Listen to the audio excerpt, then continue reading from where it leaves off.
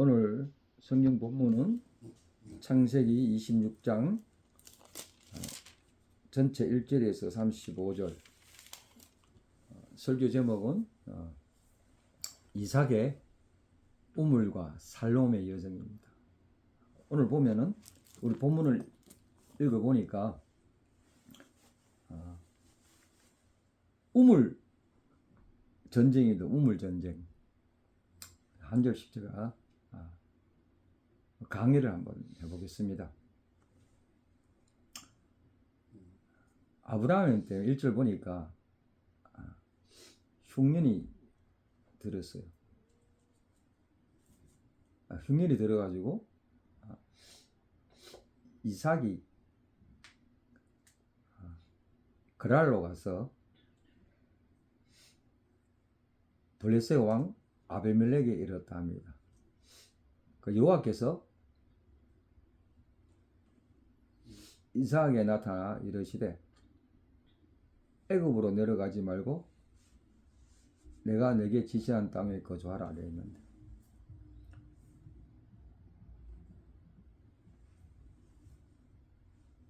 그 이삭이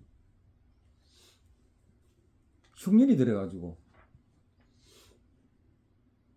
그랄 지역으로 내려갔다고. 그랄이 무슨 그 지역 이름인데,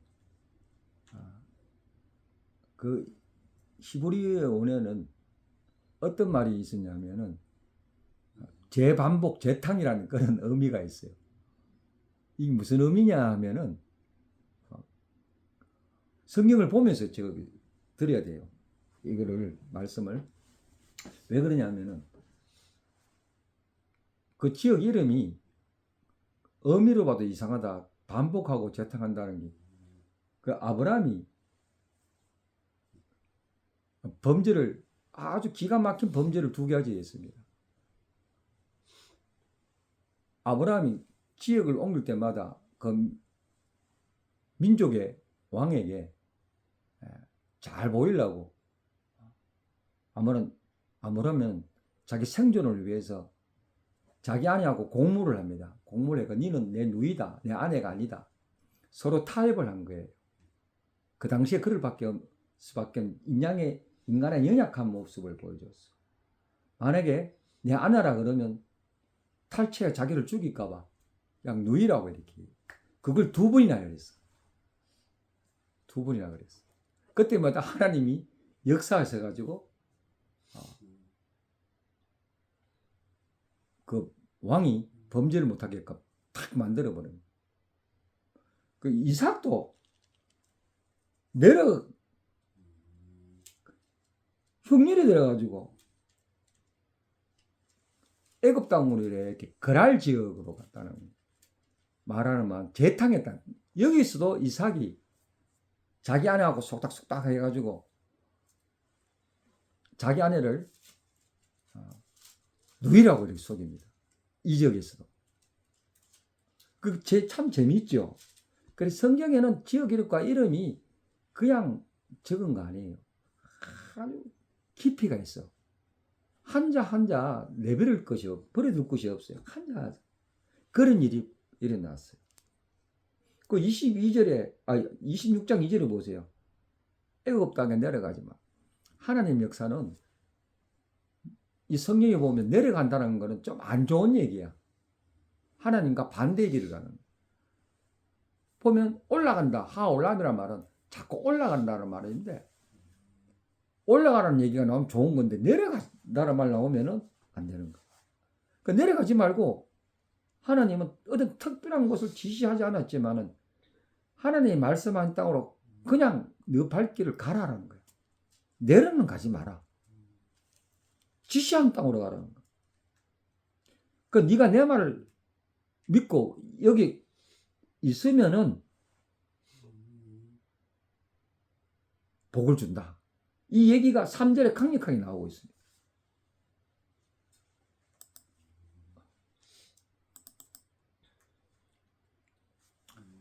그 성경에 보면은 흉년이 들면 기근이 들잖아요. 이 문자 하나하나가 여기서 나오는 말이 기근이 들었다 말은 어떤 말을 하냐면은 아모스 8장 11절에 이런 말이 나옵니다. 여호와의 말씀을 듣지 못하는 게 기근이다 라고 표현합니다.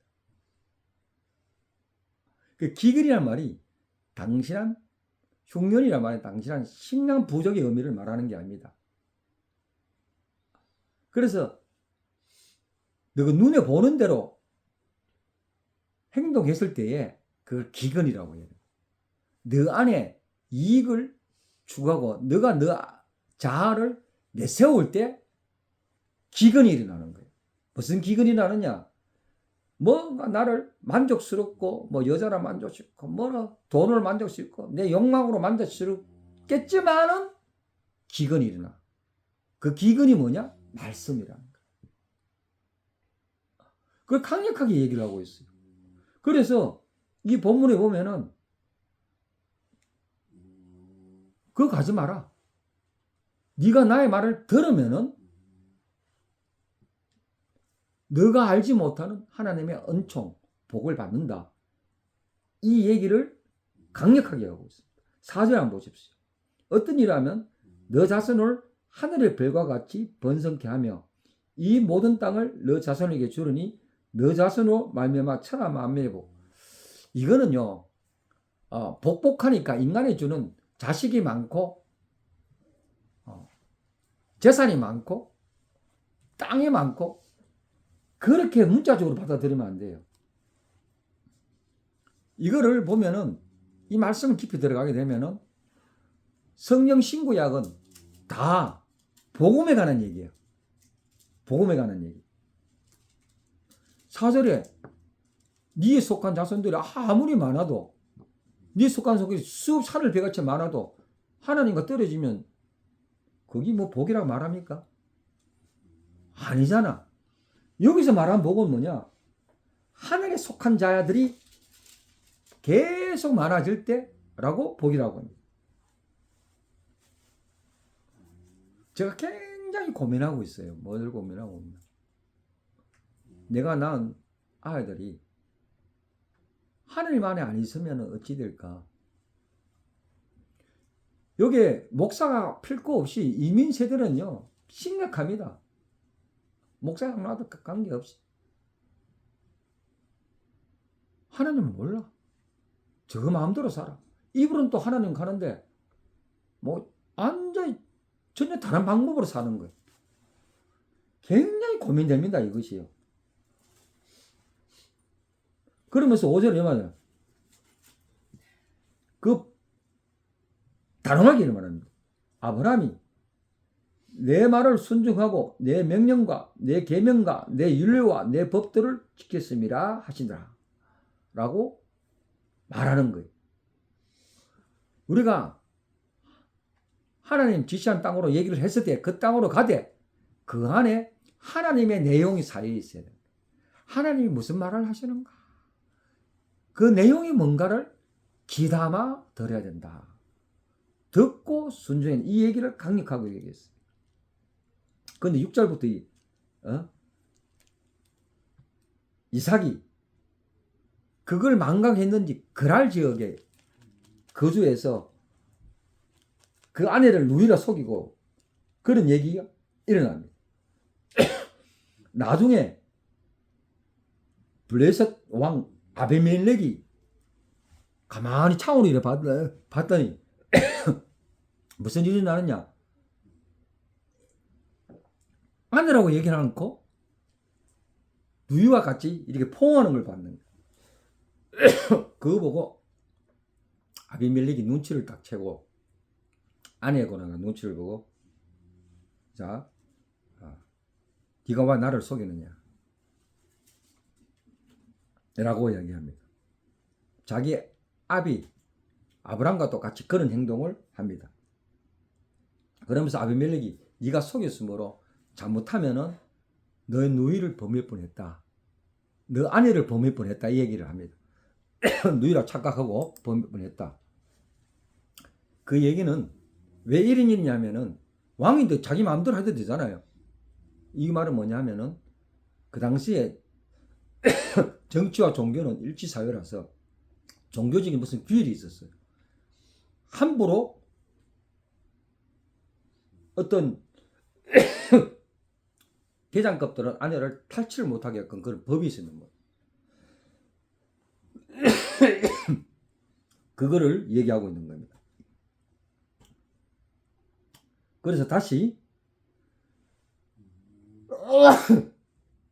하나님이 나타나셔가지고 그 범하지 못하게끔 만들어 놓고 그 땅에서 복을 주는 모습을 볼 수가 있습니다. 참 이상한 게요.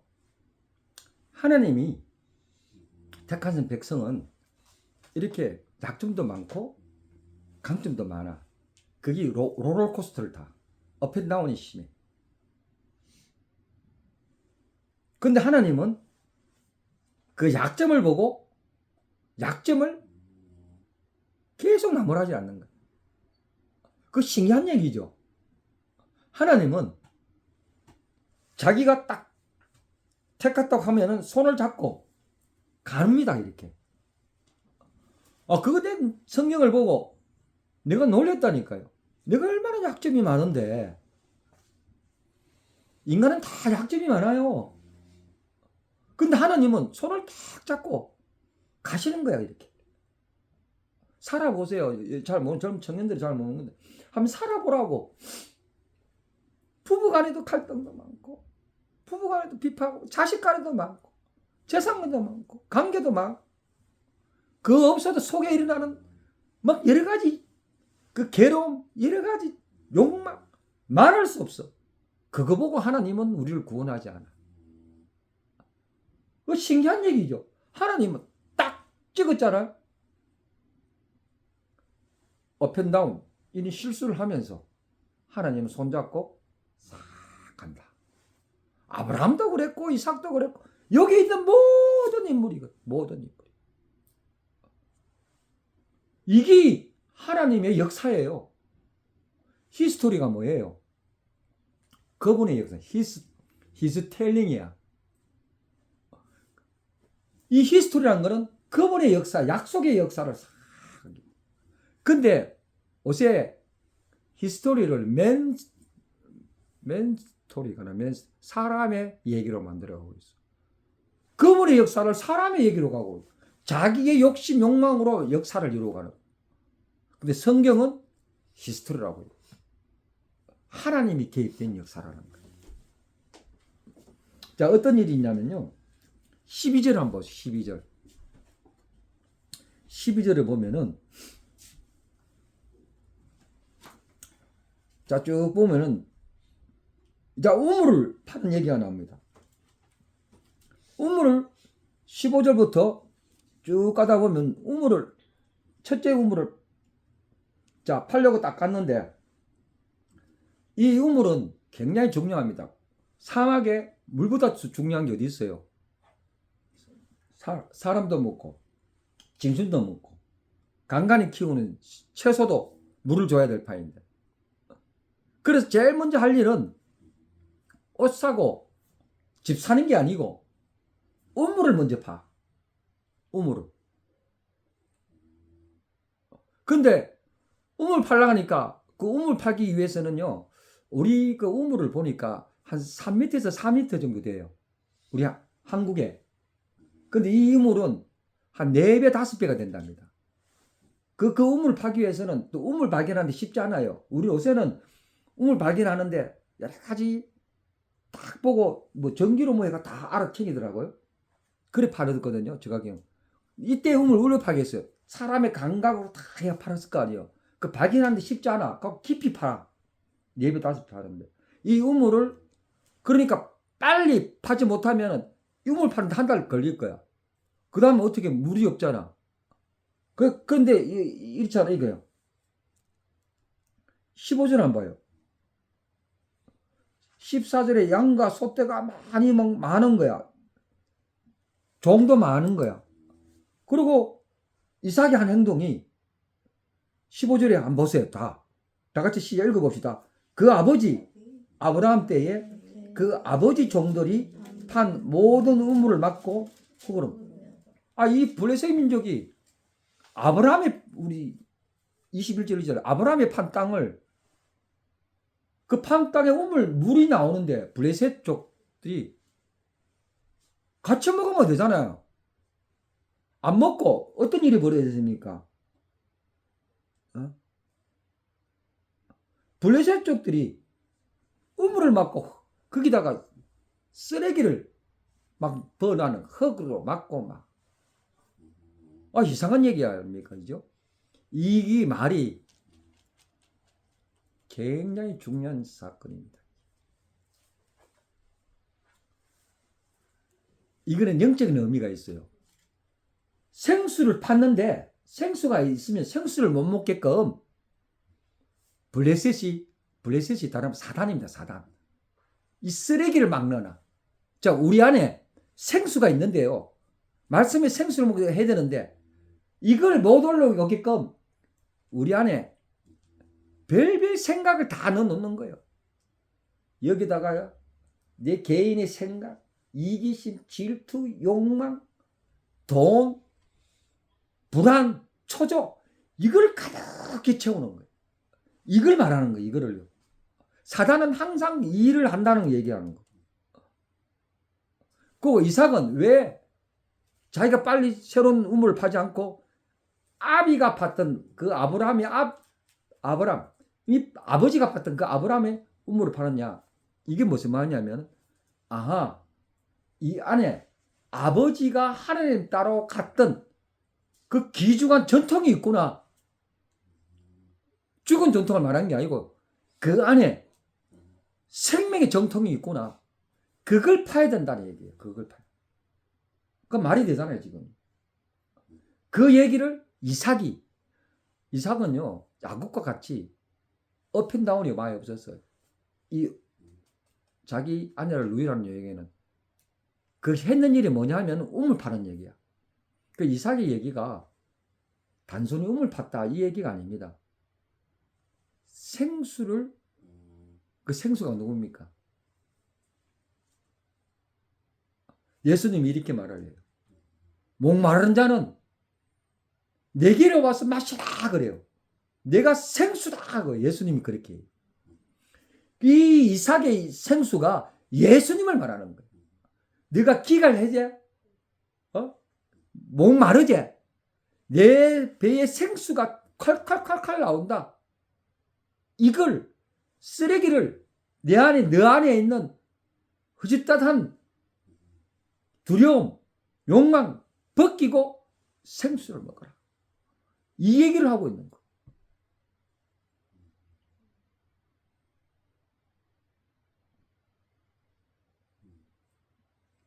이 얘기가 계속해서 나옵니다. 자, 한번 봅시다. 우물을 20절 한번 보십시오. 19절이 이삭의 종들이 꼴짝을 파서 세금권을 얻었더니 이건 문자로 보면은 한 개를 팠는데 다툼이 일어나 버렸어. 막 다툼이 일어났어. 이 우물이 막 종들끼리 싸움 붙었는데 근데 이삭이 뭐죠? 그냥 주는 거예요. 애써 주고. 두 번째 뭐요? 팠더니 또 다툼이 일어나가 신나라고요. 이 우물도 양보를 해버려. 근데 22절 한번 다 양보를 하고 22절 다 같이 읽어봅시다. 이삭이 거기서 옮겨 다른 우물을 봤더니 그들이 다투지 아니하였으므로 그 이름을 르봇이라 하여 이르되 이제는 여호와께서 우리를 위하여 넓게 하셨으니 이 땅에서 우리가 번성하리라. 다 이렇게 힘이 있어 그런지 온순해서 그런지 다 양보하고 왔는데 어떤 일이 하면 여호와께서 나타나셔가지고 개입을 합니다. 어떻게 개입하느냐 하면은 르호봇이란 말이 질경이 넓다는 의미입니다. 크다는 의미입니다. 하나님께서 개입해서 너 다 뺏겨서 보이지 않게 뺏겨서 그러면 내가 개입해서 그 전에 뺏겼던 이상의 것을 주겠다. 그게 르호봇이에요. 하나님이 개입하니까 자, 나는 내 속에 있는 것이 쓰레기, 욕정, 우상, 내가 내 스스로 못 파헤쳐. 그러면은 하나님께 엎드리니까 하나님이 개입하는 거야.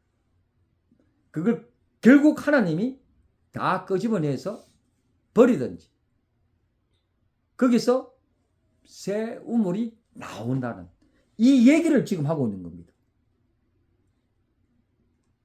그러고 난 다음에 23절 보십시오. 이삭이 거기서부터 브엘세바로 올라갔다. 그리고 24절에 브엘세바를 올라갔더니 브엘세바는 뭐냐면 브엘이란 말은 세바, 브엘은 우물이란 말입니다. 세바는 세 번, 숫자 세 번, 완전, 세 번은 완전하다는 거예요. 브엘세바는 완전한 샘물이란 말입니다. 이제 아까는 내려갔는데 이제는 올라왔잖아요. 올라오니까 24절에 한번 보시네. 밤에 올라올 때까지 기다렸어. 올라올 때까지. 밤에 여호와께서 나타났다라고. 내가 실수를 해서 내가 죄 타락해서 자꾸 내려가잖아. 내려가다가 이제 더 이상 안 되겠다. 하나님 더 이상 안 되겠습니다. 너무 힘듭니다. 마음을 조금 열어서 살살 걸어가니까 그걸 알고 하나님이 anytime 새벽에도 좋고 이른 아침도 좋고 내라도 좋고 그때 그 밤에 하나님이 적시로 나타나 버렸어요. 그리고 하시는 말이 잘 왔다. 두려워하지 말라. 그러면서 하시는 말이 내 종 아브라함을 위하여 내가 너와 함께해서 내 복을 주어 너 자손이 번성케 하라 하신지라. 이삭이 그곳에 제단을 쌓고 여호와 이름을 부르며 장막을 쳤더니 이삭의 종들이 거기서 우물을 받더라. 아브라함이요, 우물을 파고 난 다음에 나무를 심고 장막을 치잖아요. 이삭도 똑같은 행위를 합니다. 거기서 또 여호와 이름을 부르다 말은 뭐죠? 여호와 이름을 부르다는 게 뭐죠? 찬양했다는 말이에요. 찬양하는 곳, 그곳이 또 장막을 쳤다는 게 뭐죠? 오늘날 말하면은 교회를 세웠다는 말입니다. 성전을 세웠다는 말입니다. 굉장한 이 26절에 보면은 우물을 통해서 이삭의 신앙의 여정을 볼 수가 있어. 마찬가지로 우리의 인생의 여정도 결국 내 안에 생수를 마셔가는 여정이에요. 그 하나님, 성령 하나님 계신 그 말씀을 듣고 이 말씀을 통해서 귀담아 듣고 하는 그 과정이란 말이에요. 결국 하나님 마음에 순종했더니 르호봇, 큰 우물을 주는 것이 역사예요.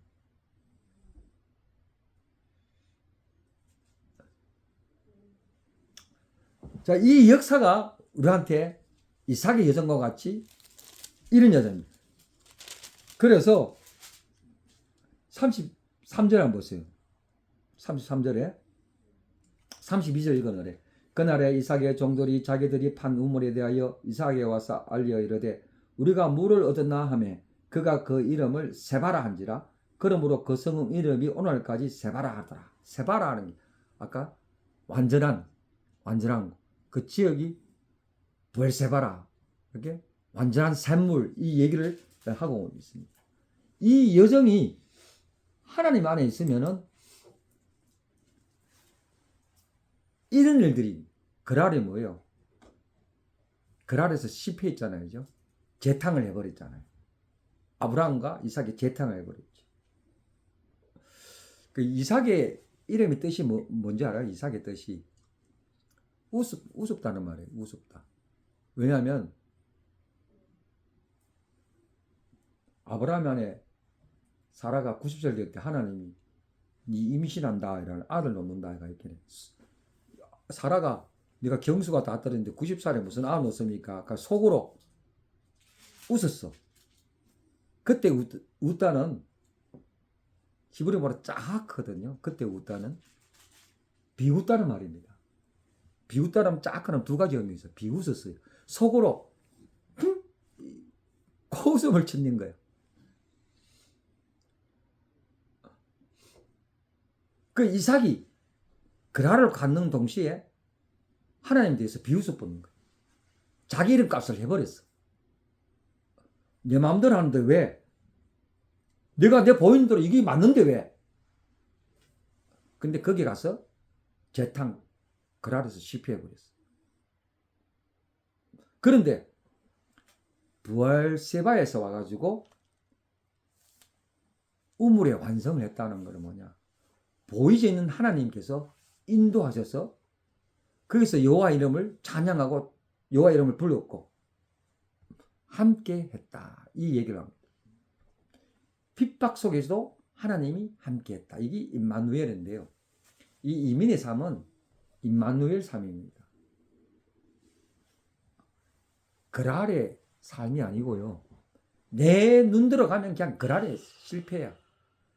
이 이민의 삶은 임마누엘이에요. 베엘세바예요. 베엘세바. 어찌되든 간에 하나님 곁에 매미처럼 딱 붙어 있어야만이 내 노력에 특별한 그거 없이 그냥 가는 보이지 않는 삶이 이런 것이 있다는 것. 내 노력으로 뭐 다 될 것 같죠? 참만한 말씀. 우선순위가 바뀌면 그 노력도 게임 끝나는 것.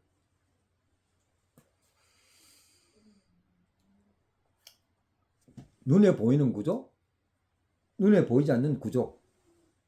이 구조가 세상에 있습니다. 여러분, 절대로 비웃지 마세요. 하나님을 비웃게 하지 마세요. 제가 이 성경 보다가 굉장히 중요한 부분을 봤습니다. 어떤 부분이냐면은 우물에도요 2개의 우물이 있어요. 이거 제가 결말을 내야 되는데 아주 2개의 부분이 있어요. 그 요한계시록에 보면은 무제경이라는 말이 나옵니다. 무제경이 뭐죠? 그 악한 자를 잡아서 지옥불에 넣는 아주 10년에 넣는 게 무제경이란 말을 하거든요. 거기에 보면은 이 무제경의 의미가 뭐냐 제가 찾아봤거든요. 찾아보니까 우물, 물이 없는, 물이 마르고 흙으로 탐욕으로 닫혀진 상태를 무제경이라고 그래요. 그렇게 말하더라고요. 그 바닥이 없는 강도의 소굴, 해칠한 무덤, 가증한 것이 세워진 곳, 생명이 없는 썬물과 썬물이 같은 이게 무제경이에요. 창세기 담대하고 창세기 1장 바로 찾아보세요. 창세기에 이 얘기가 또 비슷한 곳이 있어요. 1장 2절 제가 읽어드릴게요. 땅이 혼돈하고 공허하며 흑암이 깊은 위에 있고 하나님 영은 수면 위에 운행하더라. 이 깊은 말이 태움이라는 거예요. 히브리어로. 여기에 무제경이라는 뜻입니다. 즉 말해보면 우리 내면에 아주 깊은 그게 있어요. 내가 알지 못한. 여기 혼돈이 있는 게 혼돈이. 자, 우물이 2개 있죠. 생수가 나는 우물, 우물과 생수가 나지 않는 깊은 운연이 두 우물이 있는 거예요.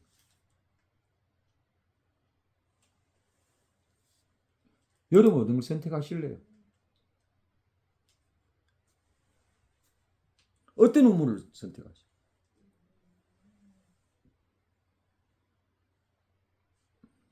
아까 우리 우물이 또 애색 뭐죠? 다툼과 논쟁이 있다 그랬죠. 그 우물. 또 도저히 뭐니 신나 고발하고 막 대적하고 이 우물이 블레셋이 딱 쓰레기로 막아놨는 걸. 또 다툼이 생기고 이래 있는데 결국 다 하나님께서 개입하니까 이 세계를 다 끄집어내고 로봇이라는 우물이다. 여러분은 로봇의 샘물을 가져야 돼요. 이 말은 뭐냐? 무적인이 아니고 사단이 다스리는 그 무적인이 아니고 사단이 다스리는 게 뭐예요? 눈에 보이는 세계를 말하는 게 눈에 보여. 이걸 말하는 게 아니고 내 욕망을 다스리는 세계가 아니고 욕망을 제어하고 없애는 하나님이 개입하는 이 로봇의 우물을 가요. 이 이민의 땅은요. 이 우물을 진짜 우물을 어떻게 해야 되는가? 이걸 찾는 이걸 선택하는 게 우리 선택은 이미 왔어요. 왜? 주님이 아브라함과 이삭과 실수가 많죠. 우리를 끌고 가시는 거예요. 근데 이 손에 안 끌려고 발버둥을 쳐. 우리 자아 때문에. 근데 이 자아를 자꾸 말씀에 의해서 죽이는 연습을 하셔야 돼요. 이 이민의 삶이 이 싸움입니다. 그러므로 우리 힘으로 이거 안 됩니다. 그 습관은 무슨 습관이냐? 매일 한 장이라도 성경책을 읽어가는 거, 싸우는 거예요. 읽어도 안 됩니다.